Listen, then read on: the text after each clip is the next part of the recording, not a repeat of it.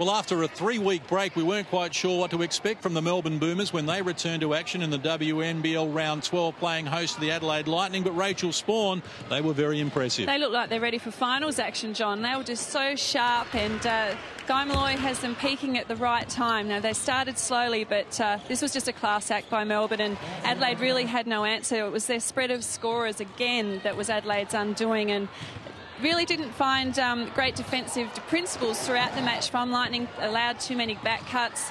We know that Laura Hodges, again, was the star for Lightning, scoring 17 of her points in the first half. But Rebecca Cole, MVP, Rebecca Allen, again, had another great game. She's really finding form. And Carly Mijovic had some flashes of greatness, but probably not consistent enough throughout the match.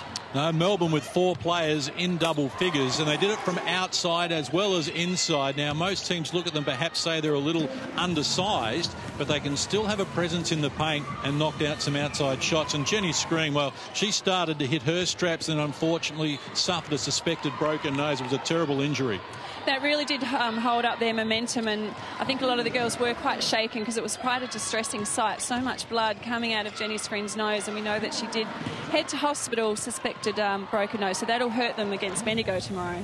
And Melbourne coming up with their highest score of the year, 96 points, in their biggest win by 30. So while Adelaide haven't been strong this year, that's a great boost in confidence as they head toward the pointy end of the season. It certainly is, and you and I, we both thought, John, that it would be a much closer contest today, particularly how well Adelaide played against West Coast last week. So Melbourne certainly showed that they are ready.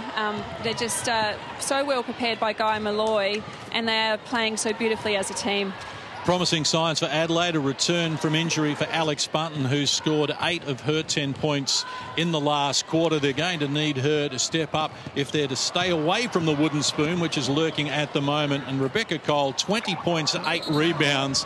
Well, she just continues to impress. And she has had magnificent games against Adelaide, and I think Rebecca Cole is turning into a player that could be certainly a WNBL star of the future if she isn't already in that group, and I'm sure each week now she'll be scouted strongly.